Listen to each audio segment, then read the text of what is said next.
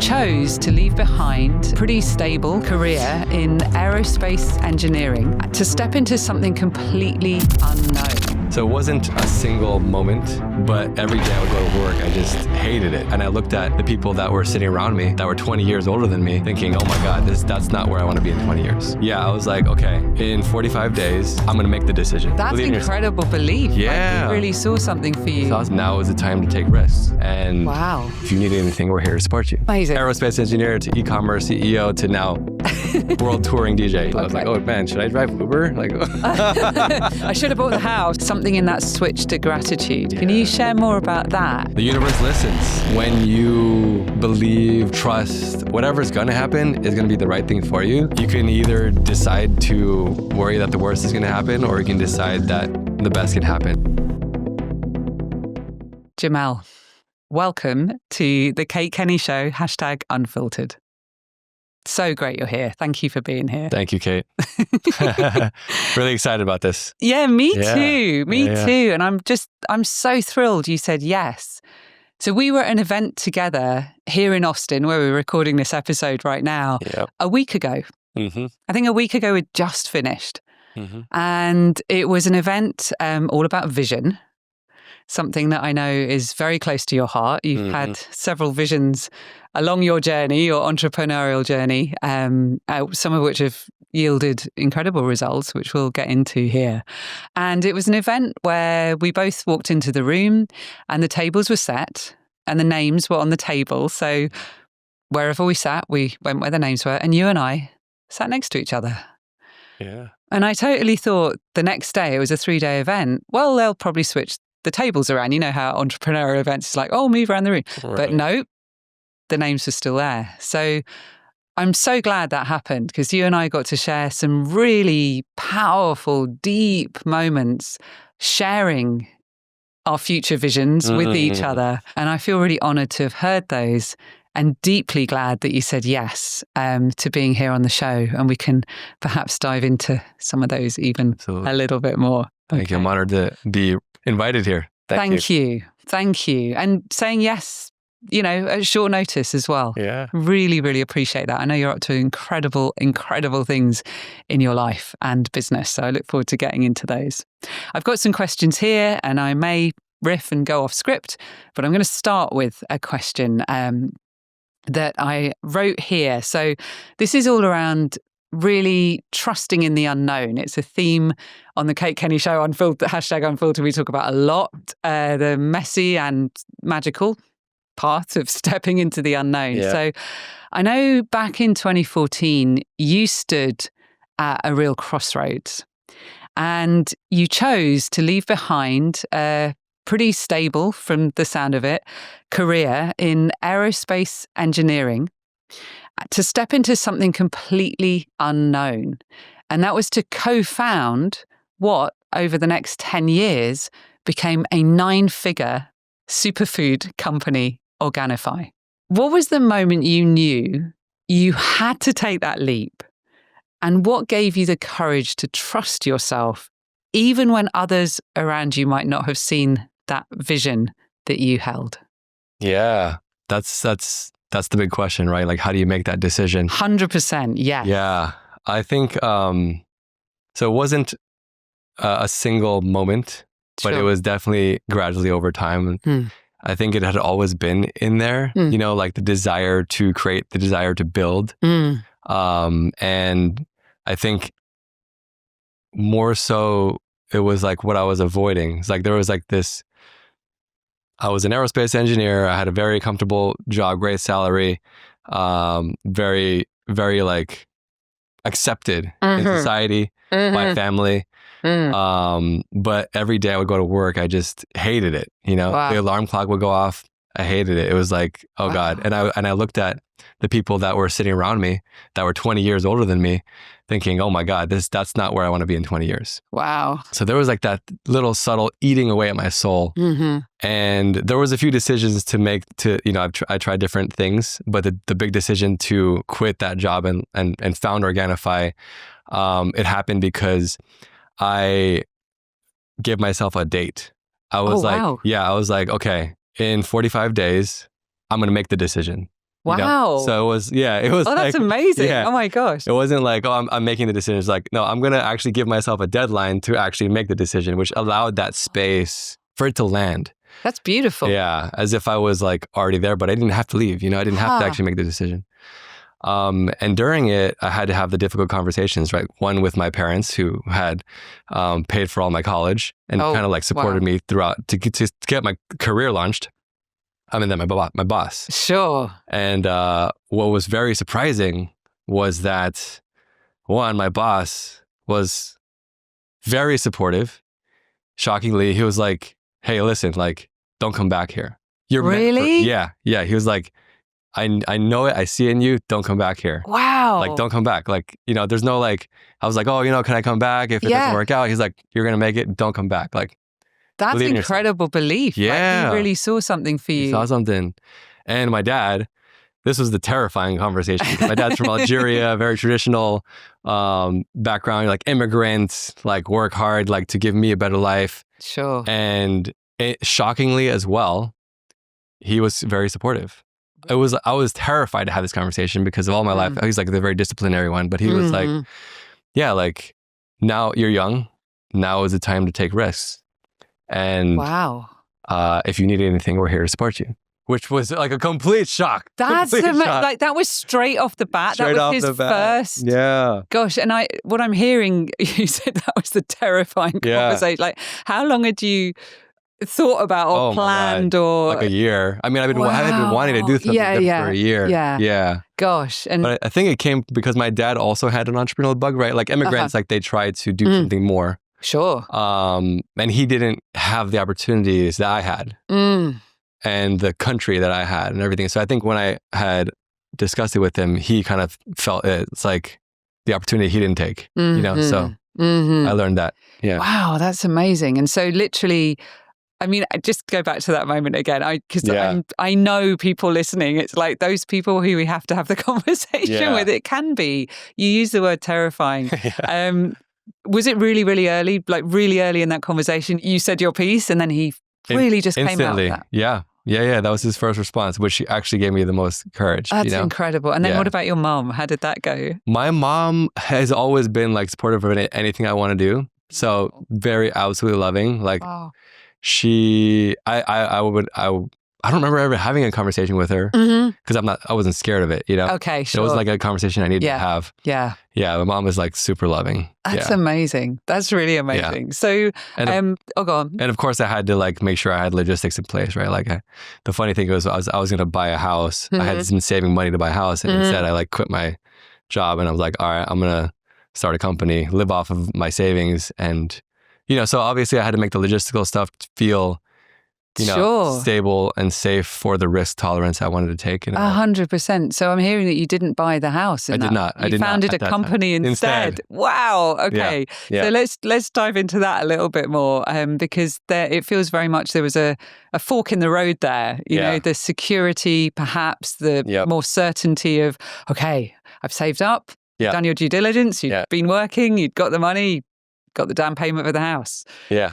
And then I feel like I'm going to set out this company instead. Talk us through that decision. Like, how did you know that's where I'm going to put my money? So like you're really betting on yourself. I was really betting on myself. And I think it's just something that like, know, deep down, it's something that you have to do. And I'm doing the same thing now, like with my new career, which we'll get into later.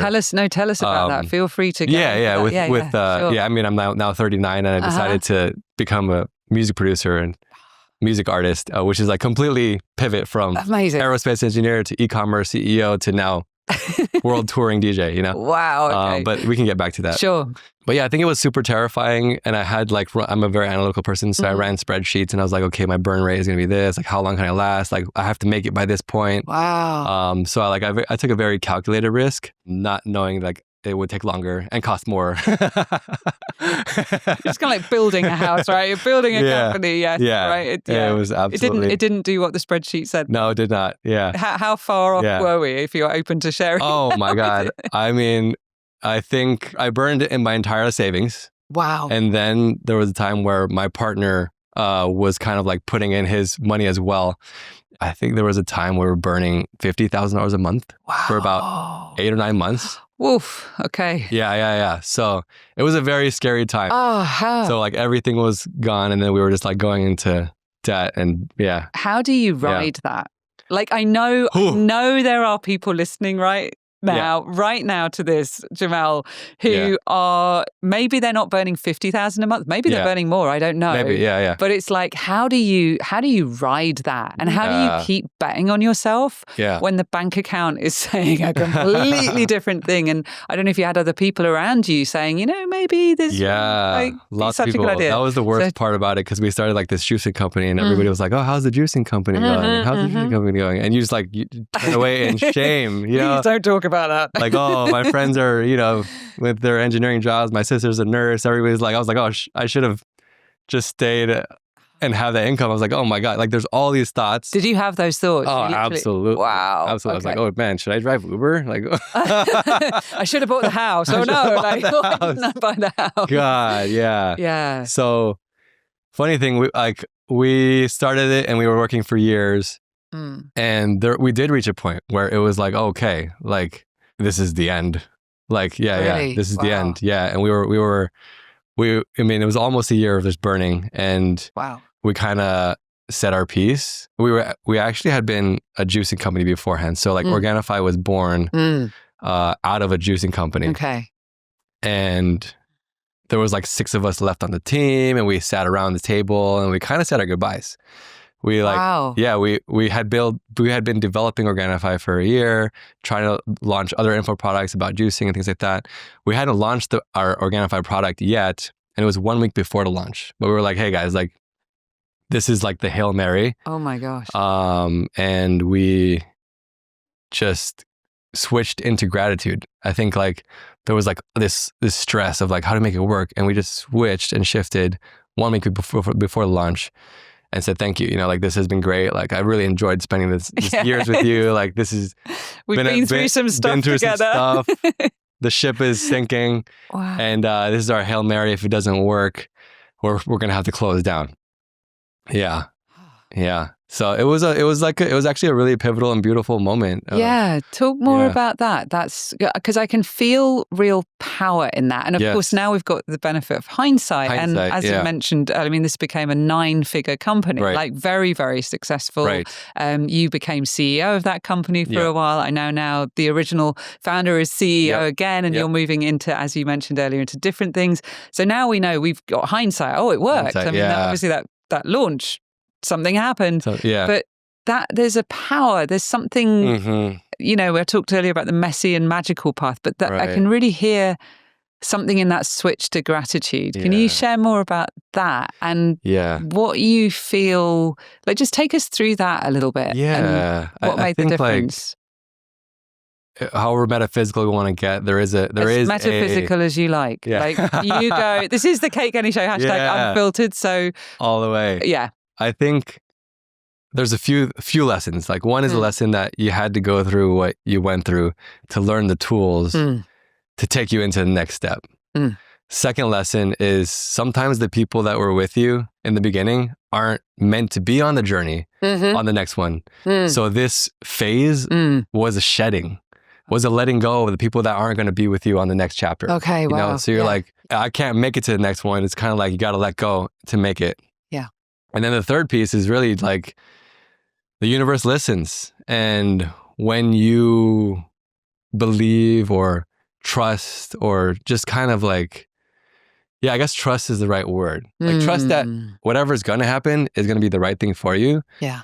I think that's a different frequency from trying to force the universe to deliver your request. Yeah. It's like, oh, it's going to happen, but it's going to happen in a different way. Yeah. So like that trust, letting it flow in the way it's supposed to unfold, which is like always the most unexpected way.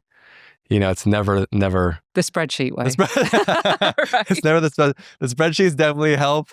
It's wonder that got you started. It allows you to think that you're actually making the right decision. It's like, oh, this data says I'm right. Yeah. Even though, Yeah. You're going to make the decision with or without the data. Totally. Totally.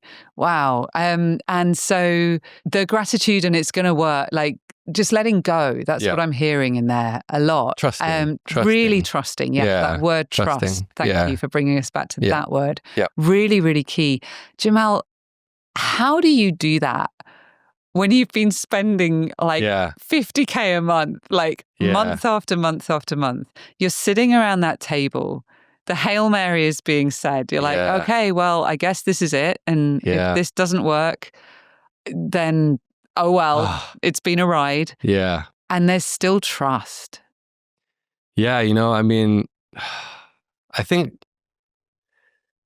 feelings you can actually decide to feel, It's easier now that I've been through ups and downs, as I venture into new things and as I come up against walls, as I face failures, as I regress. It's much easier now that I have the wisdom that time had. But I think it's just a decision. When you're in it, like you can either decide to worry that the worst is going to happen, or you can decide that the best can happen. And it's just a decision. And why not live life like trusting that the right thing is happening for you? Beautiful. That's so wonderful. I'm curious. You had that Hail Mary conversation, and I'm keep going back to this just because it's such a pivotal moment. Yeah. On paper, spreadsheets, whatever we want to say, it looks a certain way. Yeah. The launch is 1 week away. And we know now with hindsight what happened after that and over the 10 years that followed from that. Back in that moment where you'd said that and the team as it was at the time, and you'd all moved into gratitude, just leaving that room that day, leaving that meeting that day, what was the feeling? It was a good feeling. Yeah? It was it was a good feeling. Oddly. It was like a very positive, good feeling, and I think that was the shift. Yeah. Do you think that allowed something to take place that wouldn't have taken place? And I don't mean that to be a super leading question. I'm just curious, I think so. Of the mechanics of it, as it were. I think so. And honestly, like when I look back at all the things that happened after as well, it's kind of like hard to logically determine how all those sequencing of positive chain of events happened also. Yes. So it's like something must have happened in that moment. Yeah, I think that piece about really holding on to a certain way of thinking it should go. I don't know if you've ever heard that story. I'm guessing you might have come across it, but years ago, I lived in a meditation center for 9 years. I worked in theatre at the same time. So I was a professional stage manager. And then behind the scenes, my somebody once said, oh, my stage management was my day job, but behind the scenes I was teaching meditation and living in a meditation center. And that's where I first heard this analogy, this story of how they catch monkeys in India. Have you ever heard that story? So apparently, and I've never really fact checked this, but I just caveat, but monkeys like peanuts, apparently. I didn't know that. I don't know if you knew that. But to catch monkeys, which I've been in India and they can be quite a pest. They can run around and, grab food and eat things. And, out of your bag. Right? Like, the monkey on your back, exactly that analogy too. But they put peanuts in a jar and the monkey likes the peanuts. And so the monkey will put their hand in the jar and go to grab the peanuts. But at that point, the hand becomes a fist. And the jar opening is only wide enough that unless there's not a fist, like the fist can't get out. And the monkey will hold on to the peanuts. And that's just flashed into my mind as you're sharing this story, like that attitude, that willingness to lean in and let go of we thought it was going a certain way and actually be able to then get out of what was looking like an almost certain future and allow the magic of that launch to take place. Yeah. Absolutely. Yeah, and that trust too is such a deep thing. Subtle. It's a subtlety. Yeah. So I'm going to come back to the piece about music and DJing because I know we shared quite a bit on the Vision Retreat around that, and it's really, really powerful. For many pioneers and visionary leaders, I think the hardest part isn't the leap itself. You talked about belief in yourself, but it's holding the vision when the people closest to us can't see it yet. Yeah. So you shared from your personal experience, it's wonderful, I love that story of your father. Like, yes, I want this for you. I see it for you. Your boss, really surprisingly, is like, don't come back. You're going to do this. You're going to make it.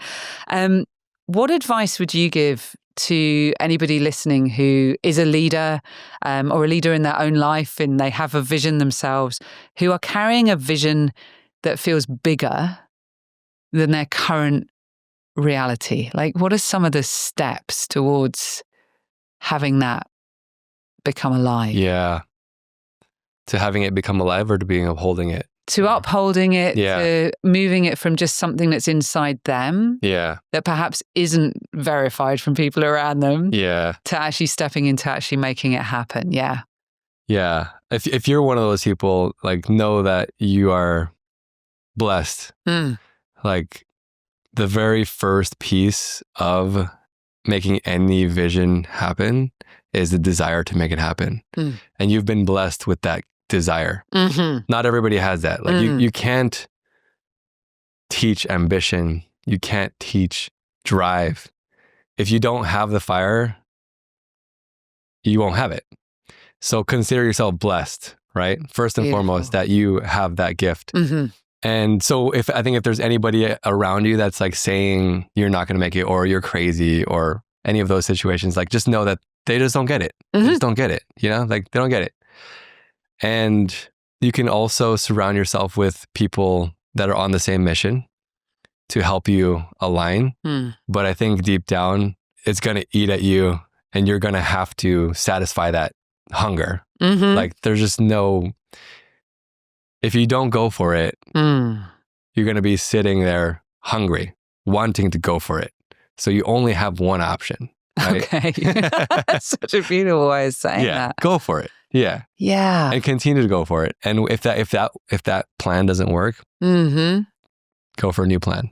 It's persistence and continually, like, even after we had that successful pivot and uptick, I mean, it took years and years and years of continual persistence, continual faith, continual belief. And just know that I'm now realizing that's the only option you do have, so go for it. I'm really hearing, like, being what's true for you. Yes. Like that flame that's burning inside. Yeah. It's no matter how much we try and dampen it or go off or go into a job every day, the alarm clock goes off and you're like, I just hate this job. It's not feeling fulfilling. That flame, that there's something more, doesn't go away. And I think sometimes we try and fit ourselves into, it's kind of okay. I mean, my life's good. Yes. That's right. That is the way we soothe. We try to soothe ourselves. Yeah. But it's not your truth. No, and it can keep us just staying in the same, but not having that real fulfillment. Yeah. So, and know that it's going to, when you have a dream and you achieve that dream, there's going to be another dream. Like, you're a dreamer, you know? So don't, like, try to soothe the dreaming desire.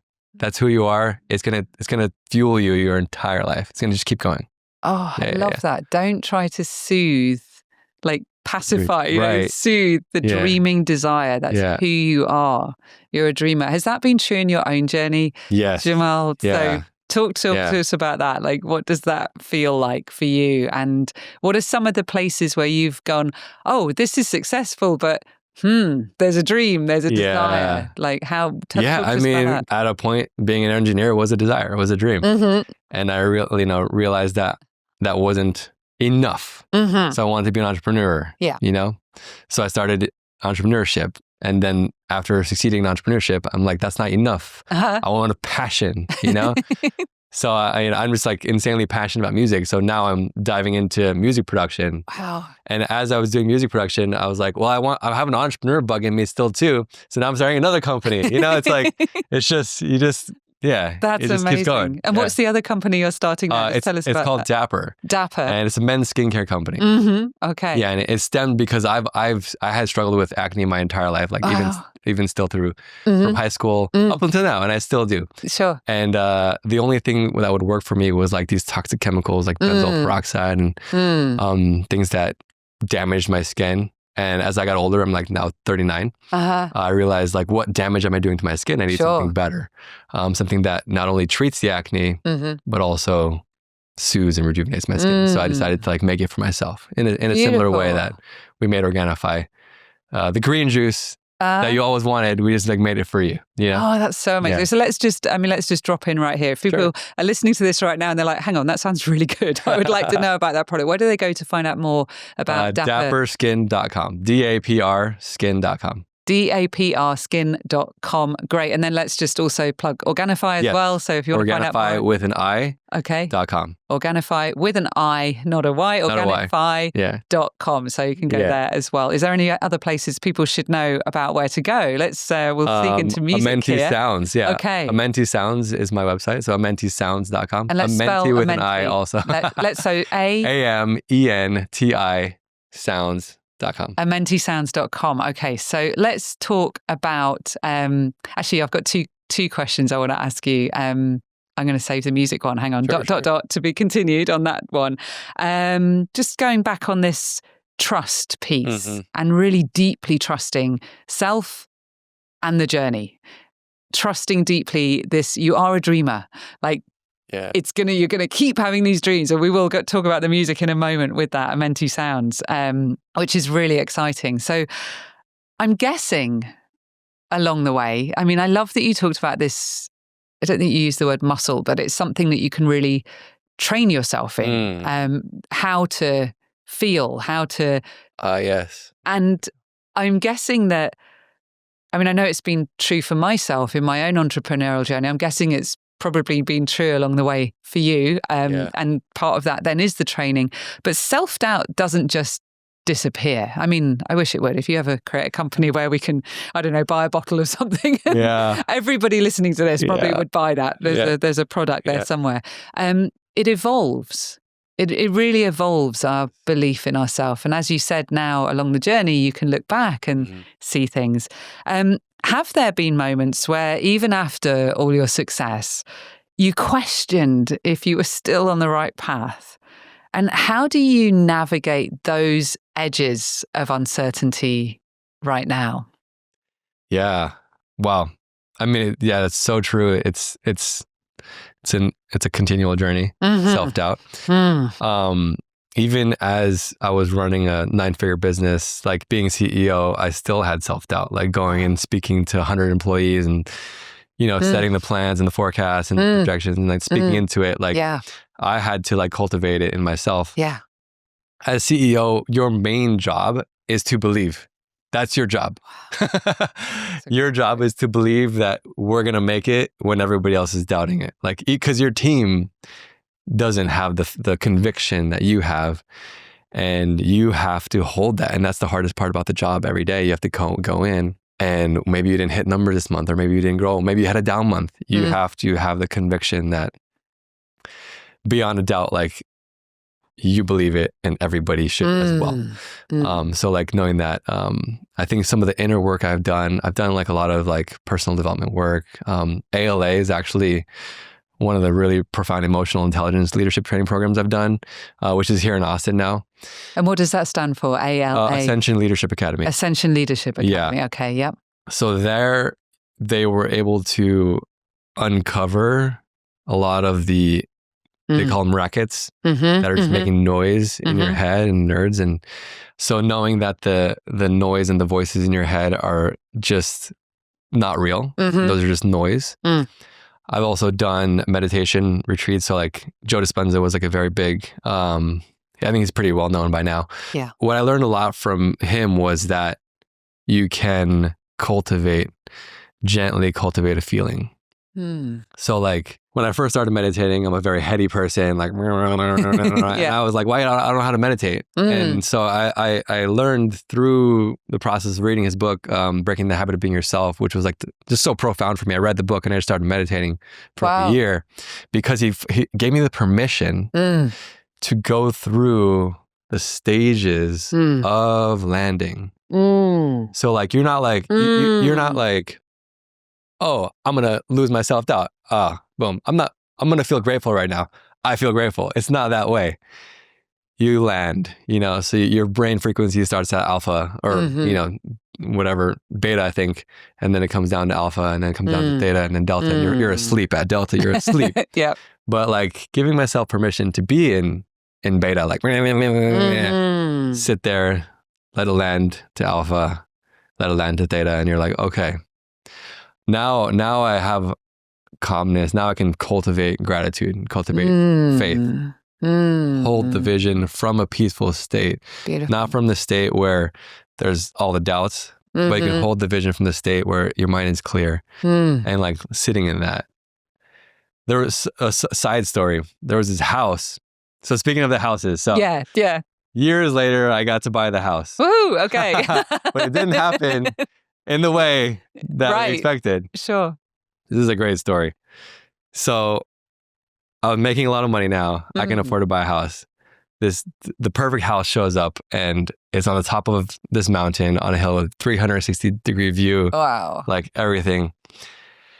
And I am like, wow, I walk in, this is my house. Mom visits.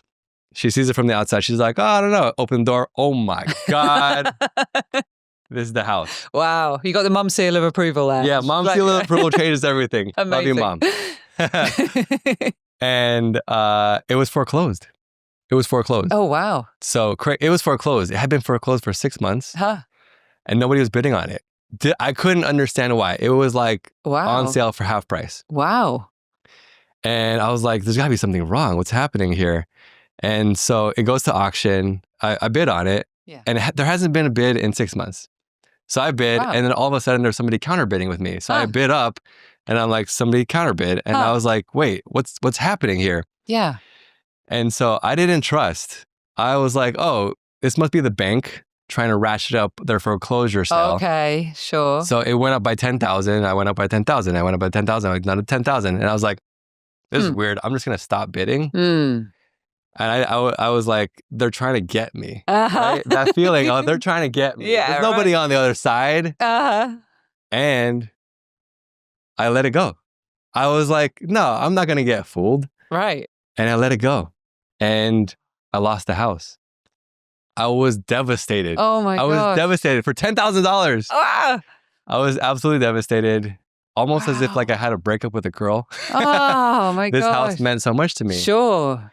So it went into foreclosure, and they had to do all the things.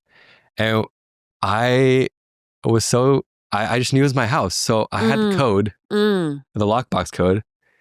And I would go on walks because it was in my neighborhood.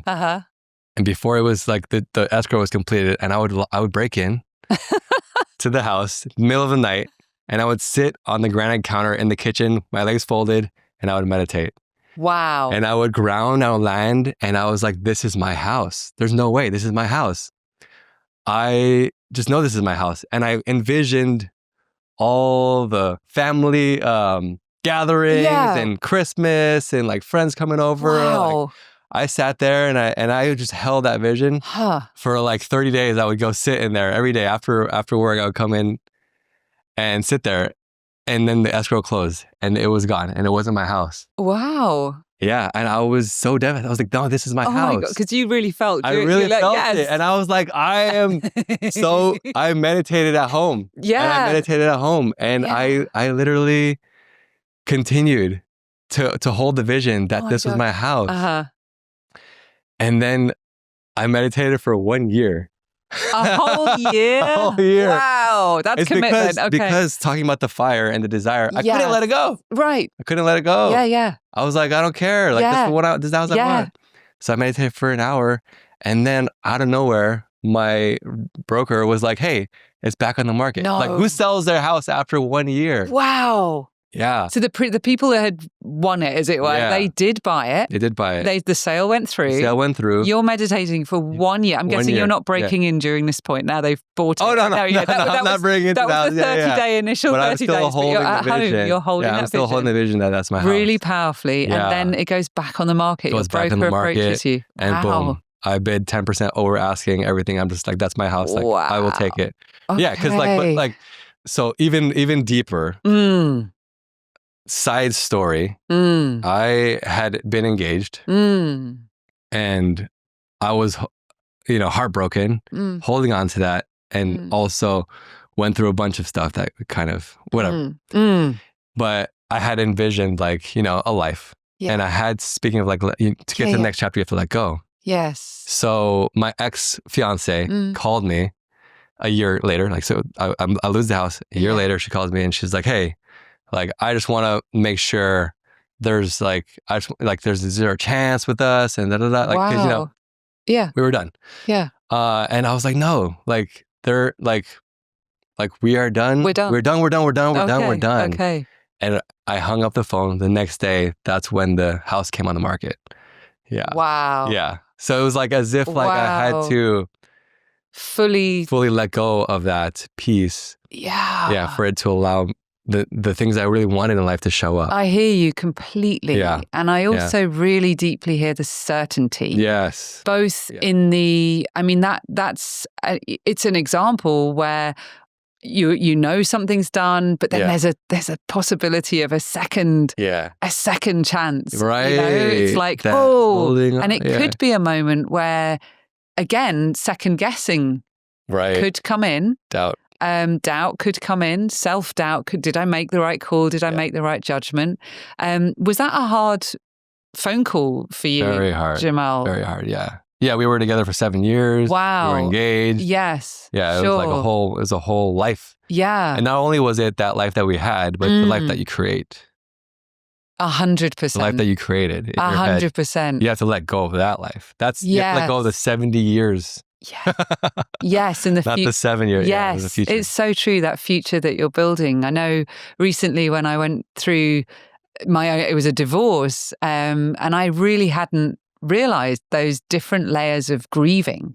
There's the grieving of a relationship ending, but exactly what you're talking about now, it's that future that you were building. That was almost the deepest layer of letting go and the deepest layer of grief. And it took a while to, I moved through different stages of anger and grief and all, but then I hit that place and I was like, oh, that's what's underneath this. Yes. So, wow. Yeah. So you in that moment, was there a moment in that phone call where you were like, I know we're going into this for a second and feel free if we don't have to talk about this at all, but was there a moment where you're like, like, like when an opportunity's presented and then you're like, oh, well, am I meant to, or were you completely, even in that phone call, you're like, no, I'm certain. Yeah, I think there was definitely that moment, but in that phone call, in that moment was the decision to be certain. Okay. Yeah. Beautiful. That's when it shifted. Beautiful. That's when it shifted.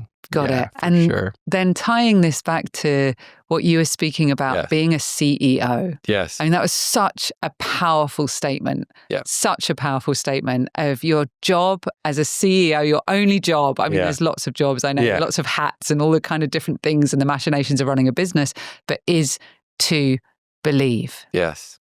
And so that belief, that certainty, the breaking in for 30 days and then, now it got sold and now you're at home and you are certain. Yeah. You're so certain. That's not wavering. Yeah. Despite all the external situation looking like, well, hell, there's a new owner of the house. Like, it's not your house, Jamel. But you're like, no, it is my house. So I want to ask you now a question about entrepreneurship is already a leap into the unknown. Yes. But I know you've also been an angel investor in other people's businesses. And I mean, that takes it to a whole other level, trusting others, like putting your money to trust others to take that leap. So how has being an angel investor shifted your perspective on risk? And what's one unexpected lesson you've learned from backing other people's visions? So there was two questions. Yeah. Relationship with risk. Yes. Unexpected benefit. Yeah. So how's it shifted your perspective? And also, by the way, congratulations on the house. Oh, thank you. Are you still in that house now? I still own it, but it's in San Diego. It's in San Diego. I live in Austin now. So beautiful. Yeah. Okay, great. So congratulations on the house. I missed saying that piece. No, The tenacity and certainty paid off. Yeah. So how has being an angel investor shifted your perspective on risk? Yes. That one. And then what's an unexpected lesson that you've learned from backing other people's vision? So it's one thing to have your own vision and really put all the chips in on yourself. Yeah. But now as an angel investor saying, I think I think as an entrepreneur, angel investor, it's different because I understand the ups and downs. Mm-hmm. Like I think like betting on the person Mm-hmm. is the most important thing. So like with Organifi, yeah, we never actually raised money, but we've been in many conversations. Many people wanted to buy equity and everything like that. But any private equity or venture capital, or like, they say it's about the story, they say it's about the mission, but it's all about the numbers. And when numbers are going up, everybody wants to be on your coattail. Everybody wants to invest. When numbers are going down, nobody will touch you. Okay. Clear. The business didn't change. The business didn't change whatsoever. Same team, same leaders, everything. Yeah. But business is like this. So I think like I'm able to understand that and give people more benefit of doubt and lax and trust. And so like I have to know the person and trust the person, and then I just let go. And then I'm like, okay, if you make it, you make it. If you don't, you don't. It's okay. Like, I totally get it. Like, wow. Yeah. Like, you're gonna do your best, and I'm trusting that you will do your best by your investors as well. And so like that, I think risk tolerance, where I can say like, if it goes to zero, it's like no big deal. Like, wow. I get it. Yeah. And if they do their best, and if they build the trust and communicate, I'll back them again. Like, it's not really like, even if the business hasn't produced what it might have on paper looked like, because of the way that they run the business, and because like economic challenges, like different things. One of my investments just closed out. They exited out to private equity, but he was like communicating the entire time, and it had a down round where they exited out at 50% of the valuation I invested in. Wow. Which I'm like, okay, like, you had been communicating, you were trying everything like that. Now whoever's going to take it is going to take it to wherever they're going to take it. Right. But because he was so trustworthy and so driven and so communicative, I would back him again. Like, It's not a loss. That's I think amazing. like entrepreneurship is a long-term game. Yeah.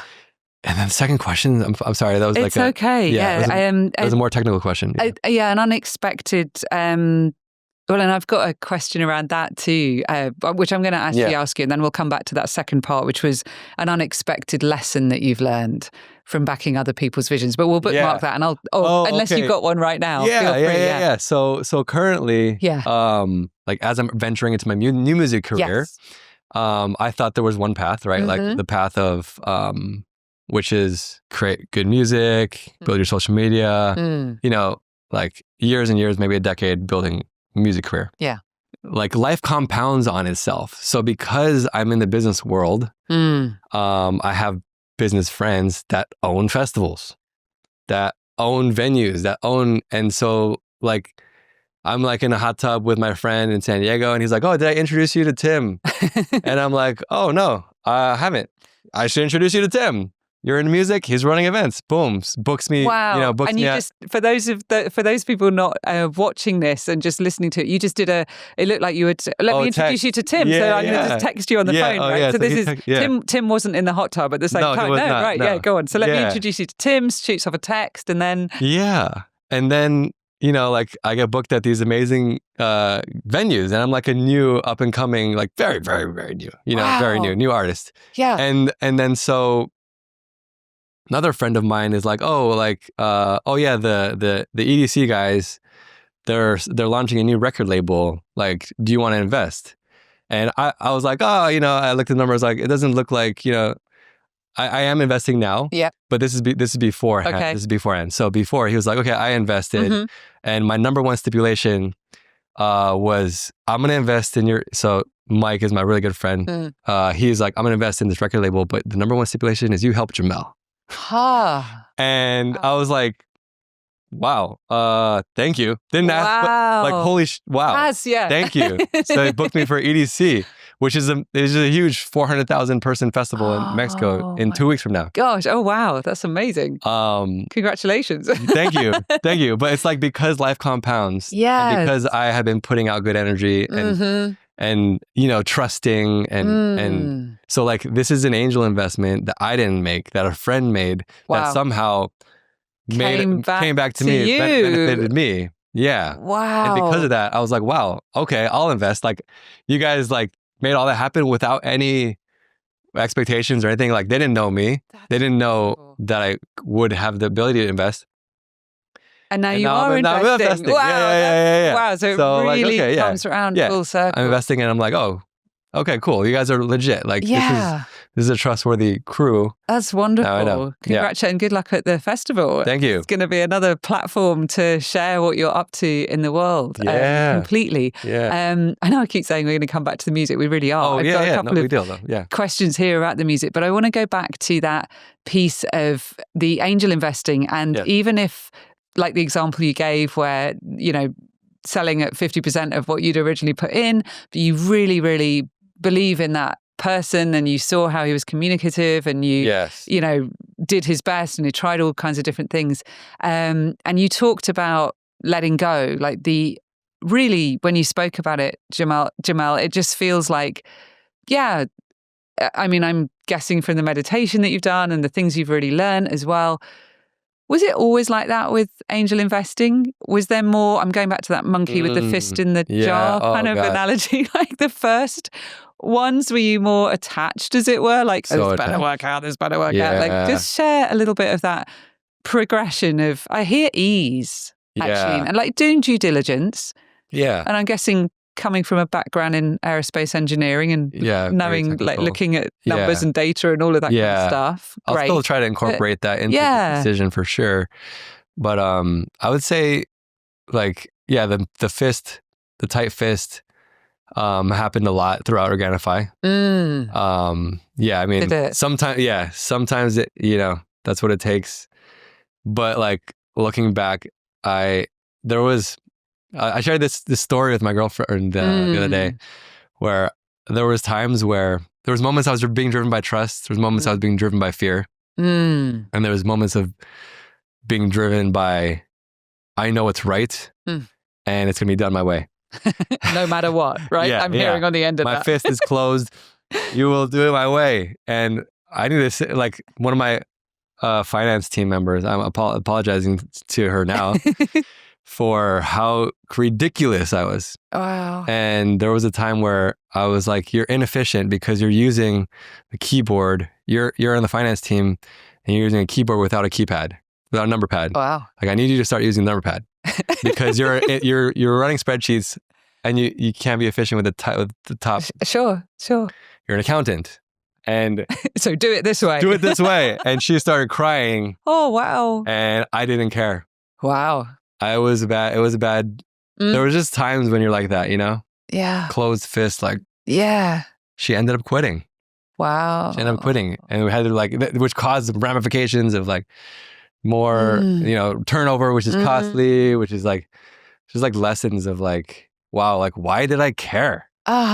Sure. The kind of, I'm going to use the word, I mean, just the image, it's like tunnel vision. And also, I had, one of my exes actually had a name for this, and he said it's entrepreneur sickness. And what he described entrepreneur sickness as is that, no, I know how to do it. And exactly like you just shared, such a great example. And thank you for being willing to share. Yeah. You must use the keypad. Like, you're the accountant and you're doing the spreadsheets. But the important thing here is how you're doing the spreadsheets. And it's not, I mean, surely you can't just use the normal keyboard to do that. You have to have it this way.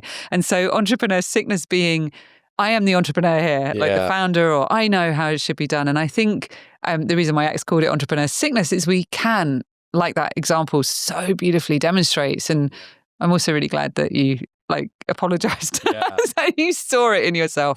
But I think we can, when everything else is going on, get really stuck in that. Really. And it absolutely, I mean, you can see this. I've seen it definitely in my own business and working with other entrepreneurs as well. That is such a bottleneck. It can become such a bottleneck, and like things just can't scale if the entrepreneur or the founder has to have their finger in every pie, whether that's, you know, on big levels or seriously use the keypad. Because if you don't use it, that's a deal breaker. It's not going to, I don't even care what's on the spreadsheet. So can you talk to that a little bit? And I guess for anybody listening, how do you get yourself out of your own way? Yeah, I think it's a gradual process that you learn over time when you hire good people. And like eventually at scale, you can't be making all the decisions. So suddenly decisions start being made without you. And it's kind of scary at first. Sure. You're like, wait, why is that happening? Wait a minute. Wait, that shouldn't be happening that way. Wow. And I think that's like a moment where you need to like start trusting, and it happens to you almost. As you scale, it happens to you. If you fight it, you will stop your progress. And lose good team members. I was going to say, in a best case scenario, you stop your progress. Yeah. There's lots of other worse, like, losing valuable team members. Sure. Yeah. And it still happens, I mean, I'm sure there's like different ways that aren't as clear where the entrepreneur sickness gets in the way. But I think you just have to hold the vision of where you want to go. And where you want to go is always the most important piece. And if you can get there, you got to start trusting people to help you get there. Yes. Yeah. Yes. If you're going to get there. Is there anything you've learned in the self-development world, in the work that you've done, specifically that has really helped you in that process, Jamel? Because what I hear is, let's just call it the keypad incident. Right now, there was a certain time where that was happening. Yeah. And also in the talk that we've had about the angel investing, and oh my gosh, in the beginning it was not like that you could just be like, okay, well, no matter what happens. Totally. What have been some tools or things you've learn, and maybe they're assimilated now, so it's just you sharing like, this is really helpful, that have helped you along that journey of just, okay, I don't need to keep the tight fist in the jar. Like, maybe I need to get out the jar. One of my good mentors, Jim Fortin, he was actually my first mentor, which he was the first person to help me question my reality. And he was like, why do you want to be a billionaire? And I was like, so I can buy the yachts and jets. And he's like, oh yeah, is that like, so I can take care of my family, so I can, blah, blah, blah. And in the end, it's a self-worth thing, right? You're like, because I want to feel like a billionaire. I want to feel like I'm the man, like this, blah, blah, blah, blah. Yeah. I'm not a billionaire, guys, but yet. Yet. If that's an aspiration, and it may not be, but it'll happen. Yeah. But like realizing that like a lot of like triggered decisions come down to your insecurities and your self-worth. So like taking a step back and realizing like, okay, so the way he had me step back was like, you step back from your city, you step back from the earth, you step back from the solar system, you step back from the galaxy, and you realize you're this little thing. You're like not even a speck of dust in the world. And you're like, oh, why am I so important? Why do I have to be this significant being? Like, why is my life so important? I'm just a dust, And you're like, oh, okay. Like, doesn't really matter. I can do whatever I want. Like, okay. Because from that space, you're like, okay. Yeah. Yeah. And I think like realizing that you have a different lens, like a much wider lens. Yeah. So it's like a very like detached view, and the grounded view that he taught me was, 5 ways that you might be wrong. Like, why don't you list 5 ways you might be wrong? Oh wow, that's such a like powerful somebody exercise. Cuts you off on the road. You're like, that mother, he cut me.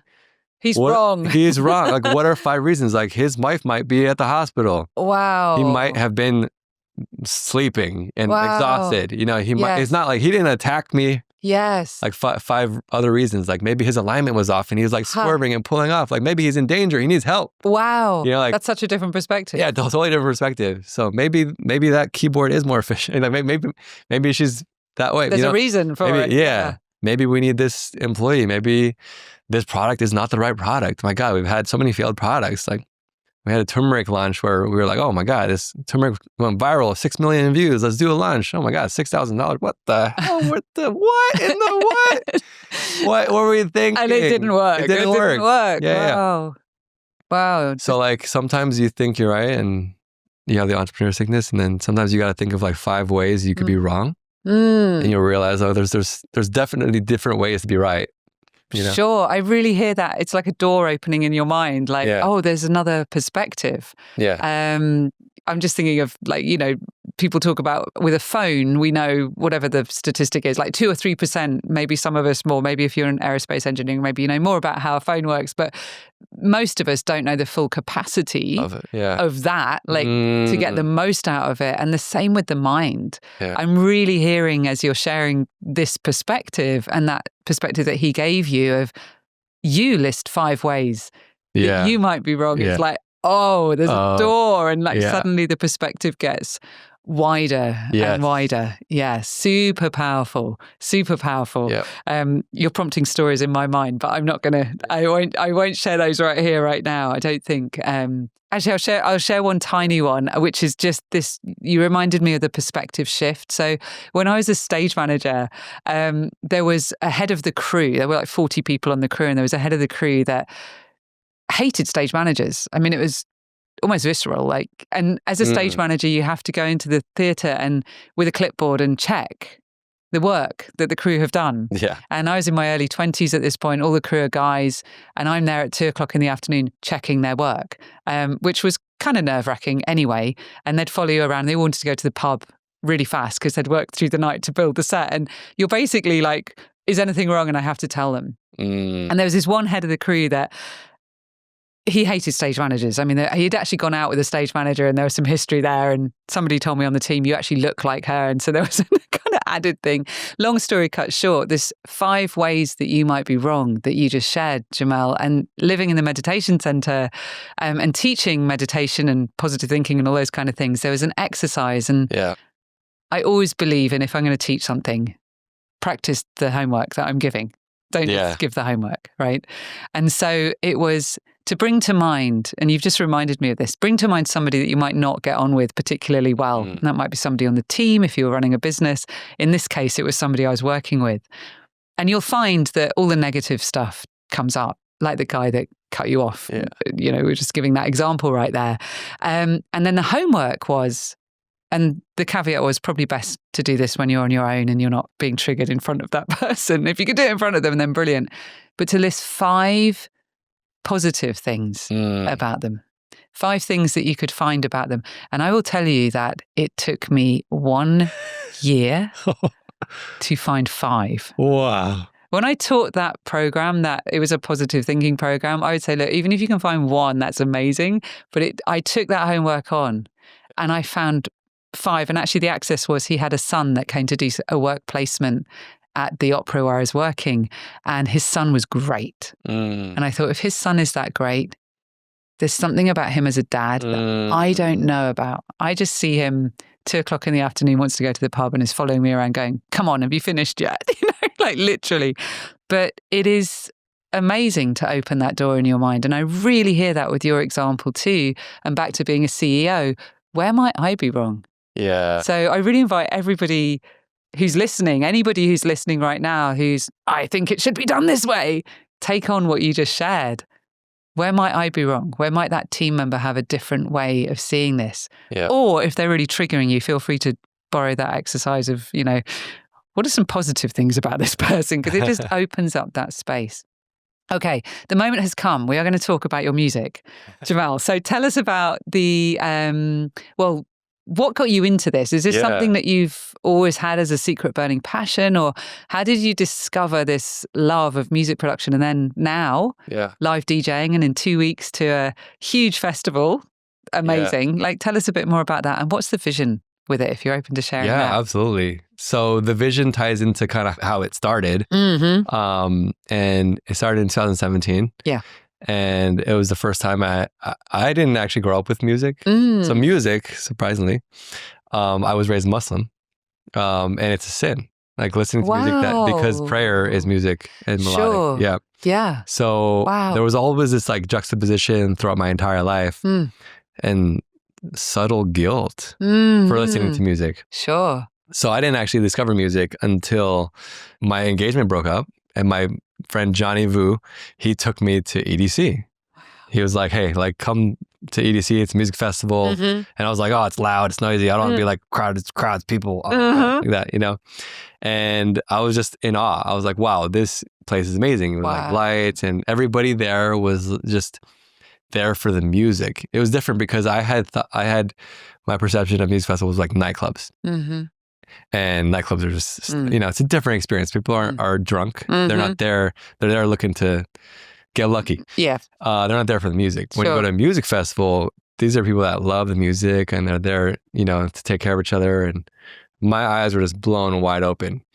And so I had a passion sparked.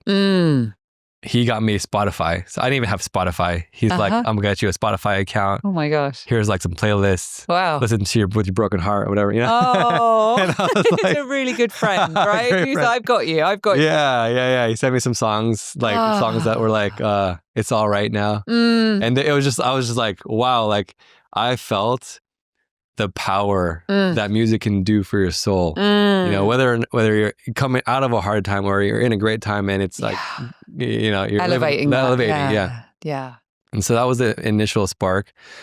I tried to learn how to make music, and I was like, oh, took this Armin van Buuren class, and he's like, first good thing you gotta do is play some chords. And I was like, what are chords? You know, I was like, literally starting from zero. So I was like, oh, maybe I should learn to play the piano first. So instead of learning to produce music, so the vision was, oh man, he took me to EDC, and I was like, whoa, I want to be on that stage. Wow, you felt that right there at EDC. Yeah, I was like, vision. Whoa, okay, on that stage. So that was just like brewing. Wow. How do I get there? Wow. Gotta learn to play piano. Yeah, sure. Right. Yeah. Armin van Buuren says so. Armin van Buuren says so. That's the first step. He's the legend, you know? And so I learned piano for a year to learn, like, you know, and got that. And then I tried to produce again and failed miserably. Didn't know how to, I was like, the computers, it's just too complicated. I don't know why. I'm an engineer. I don't know why I can't figure this out. And then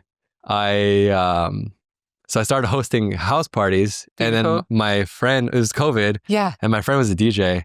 And I was still too shy. It was like my parties, my sound, everything, my house, the house. Which is pretty radical during COVID. Let's just be frank as well. You're like, no, let's just host a house party. Let's host a house party, bring everybody together. COVID didn't exist in my world. But my friend Alex Moscow, he would DJ at our parties, and I was like super grateful. And I was still too shy to try. Yeah.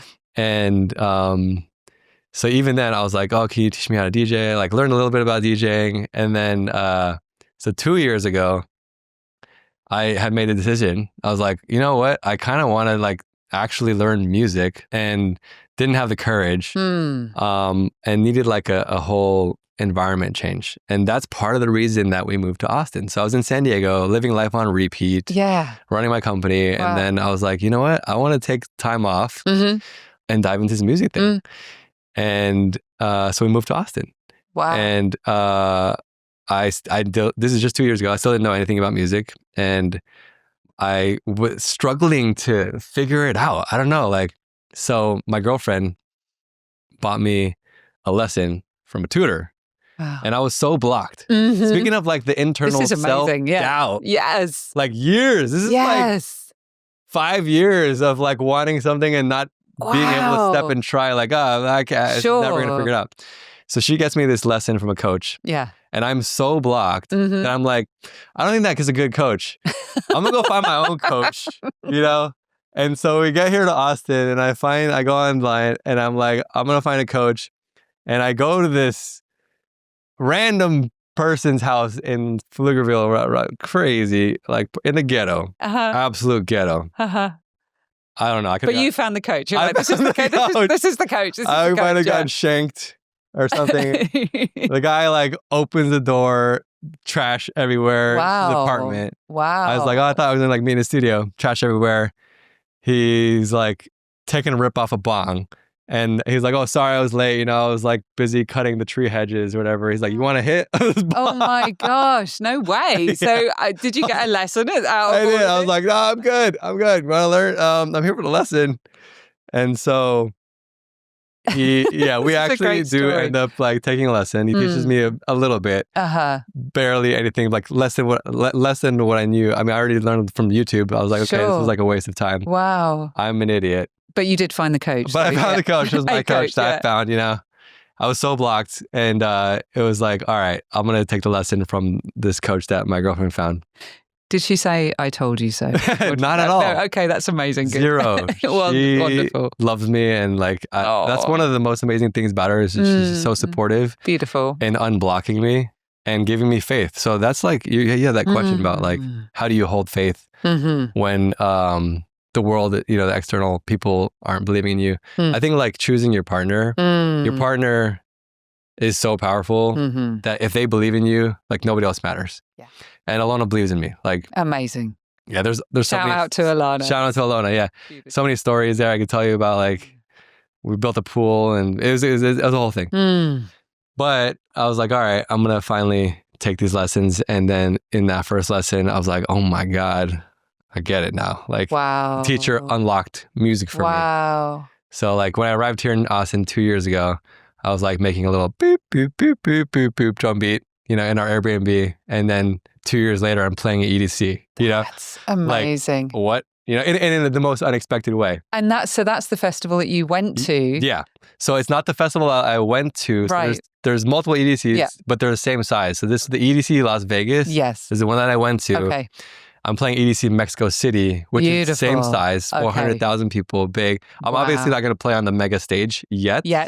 I was going to add the yet. Not in 2 weeks from now. Yeah. But it is crazy that 2 years ago, I decided like, okay, I'm going to take a leap of faith on myself. Wow. I'm going to focus on music because I want to play at EDC one day. And 2 years later, I'm steps away. Yes. So there's some real threads here that have really threaded through the whole of our conversation here today. And thank you so much for this. It's fascinating. And I'm so glad you're doing what you love. Again, your eyes light up when you speak about music. I found that when we were together last week at the Vision Retreat. I know there's a huge path ahead for you. I can absolutely feel it 100%, 100%. And so I'm really hearing through the whole of our conversation, trust in ourselves, trust in yourself. You had that experience, and such a powerful analogy from a background, upbringing, no music, to a life event happening, a good friend who just threw you in the deep end, really, and said, okay, we're going here. Like that wasn't just, listen to one song. It was, boom, we're going to a music festival. And at that music festival, in that moment, you witnessed and experienced and saw on stage DJ playing, and you were like, I'm going to do that. I want to do that. And the seed was firmly planted. And then, knew, okay, I know best. I'm going to go and find the coach that turned out to be teaching me nothing that I couldn't have learned. And in fact, I'd already learned. And then your partner, amazingly, seeing in you that commitment, that dedication. And I'm also tying it back to our earlier conversation of certainty. That vision when you had it was certain. And even though you knew nothing about music, hadn't got a background in music, something was born in you. Back to that conversation we were having earlier about you'll be a dreamer. Hey. And it's there. And that dream is not going to die. So there's a question, Jamel, that I always ask at the end of every single interview. I like to call it's a ritual question on the Kate Kenney Show, #unfiltered. And there are so many more things I could ask you. You have had a fascinating life so far, and I know there's so much more to come. So with your permission, I would love to ask you the ritual question. Absolutely. Beautiful. And if you'd like to close your eyes as I ask it, you're very, very welcome to. You don't have to. You can open them obviously at any point too. So let's just take a breath for a moment together. And here's the question. When everything else falls away, expectations, fear, resistance, what does your soul whisper is next?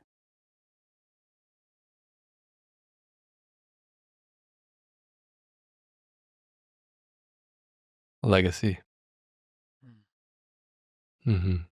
Yeah, and this is very interesting timing that we're meeting at this point because now I'm starting a family. Yeah. Oh, yes. Yeah. So that is next for me. Wow. Yeah, we're pregnant and yes, congratulations. Thank you. Thank you. It's the unexpected chapter. I mean, no, so it was planned obviously, but like when you're an entrepreneur, you're always striving for success. And there was like little moments where I like focused on, oh, I want a family. It was like, no, I want success, you know? And now at this point, all I want is a family. Wow. Yeah. I just came back from a business retreat in Whistler, and I was like, wow, I can't wait to be home. Oh, yeah, so and beautiful. with my family, and for the first time, like yesterday, I felt the baby kick, and I was like, whoa, it's crazy. My like, gosh. yeah, like, wow. yeah, and yeah, just legacy comes up because when you realize that you are living this life and like what comes after or like why, I think like all of my lessons get to be now passed on, and and it's the one and only selfless act that I think you do as a human, which is like bring a life and take care of this life. Wow. It's like there's no exit, there's no like reward, there's no like any, you know, you're literally just gifting life to another human. That's amazing. Yeah, so and I'm really excited for that. I'm really excited for you and for that chapter, for both of you and for all of you as well. And talk about, I mean, full circle. Yeah. The messy and magical path into the unknown. Congratulations. Thank you. To be continued. I cannot wait to witness what comes next. Thank you for being here. Thank you for having me, Kate. Been a pleasure. Thanks for tuning in. I am so grateful we got to spend this time together. To instantly know about new episodes dropping, be sure to subscribe to the Kate Kenney Show #Unfiltered on Apple Podcasts, Spotify, or wherever you listen. And if you enjoyed this episode, do please leave a review, especially if you listen on Apple Podcasts. This will help more people access what's shared here. If you really loved this episode, take a screenshot on your phone and share it on social media. Tag me at @TheKateKenny and I'll be sure to reshare your post. Remember, when you dare to go unfiltered, everything changes. Thanks again for listening. Keep shining that bright light of yours into the world, and I'll see you next time.